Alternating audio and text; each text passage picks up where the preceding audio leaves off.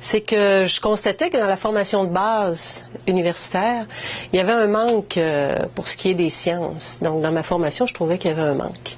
L'approche a permis à l'enseignante que j'étais de construire la confiance, de se créer une zone de confiance pour être capable d'aborder ensuite les sciences sans avoir toutes les réponses. Je pense à un projet qu'on avait fait sur les énergies nouvelles. C'est allé tellement loin dans ce cas-ci que l'école s'est vue installer une éolienne sur le toit de l'école pour faire fonctionner la petite radio scolaire.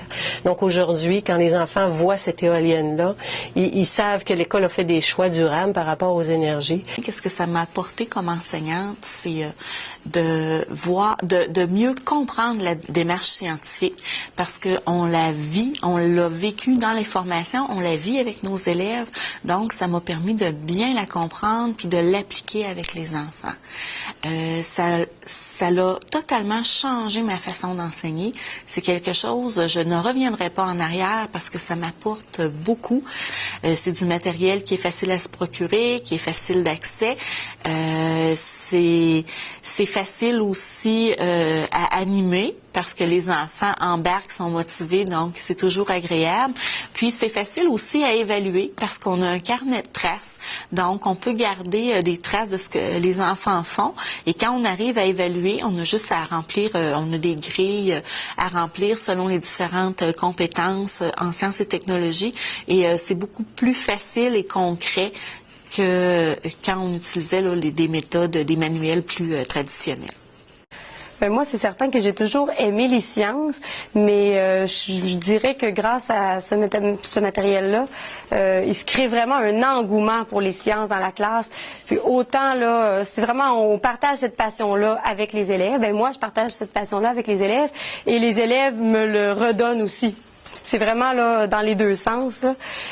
Comme les expériences qu'ils font sont la réalité, ben ça va sortir des quatre murs de la classe. Les élèves, ils continuent à se questionner là-dessus. Ils arrivent à la maison, ils questionnent leurs parents. J'ai vu des élèves qui commençaient déjà là, à construire des bateaux avec leurs parents, à faire des tests.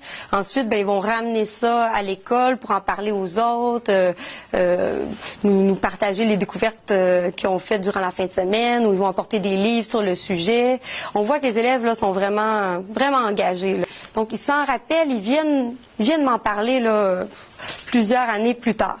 Donc, nous, on se dit que c'est une des preuves que les concepts ont été bien acquis, ils sont capables d'en parler, de l'expliquer. Et je crois que ça les prépare vraiment bien pour le secondaire.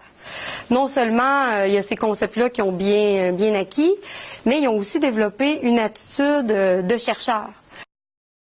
Les élèves construisent ensemble leur savoir. Un élève va amener un élément de réponse, un élément de réflexion, une hypothèse. Ça va faire penser à l'autre. Ah oui, j'ai déjà vu telle chose à telle place, ou j'ai déjà entendu telle information dans telle émission de télévision. Donc, ensemble, les élèves vont construire des hypothèses, vont aller les vérifier, vont être capables de faire de nouvelles hypothèses, de valider. Alors, ils vont aller beaucoup plus loin. Ce qu'on remarque aussi en le faisant en classe, c'est que les élèves sont beaucoup moins stressés. En travaillant par questionnement comme ça, par hypothèse, alors l'élève qui n'est pas sûr d'avoir la bonne réponse est pas stressé de dire sa réponse parce qu'on va faire un bout de chemin avec ça. On va dire pourquoi ça pourrait être la bonne réponse, pourquoi ça ne l'est pas. On va essayer de trouver des explications. Donc, qu'on ait la bonne ou la mauvaise réponse, il n'y en a pas de problème. Moi, je trouve que pour nos élèves qui sont en difficulté d'apprentissage, ça leur permet enfin de pouvoir dire ce qu'ils pensent. On va le transférer dans les matières comme les mathématiques, le français. Je vous donne un exemple. Un élève qui vient me questionner, au lieu de tout de suite, OK, on l'explique, on va commencer par le faire raisonner. Moi, je trouve qu'on apprend aux enfants à réfléchir. C'est quelque chose de super important dans notre société d'aujourd'hui.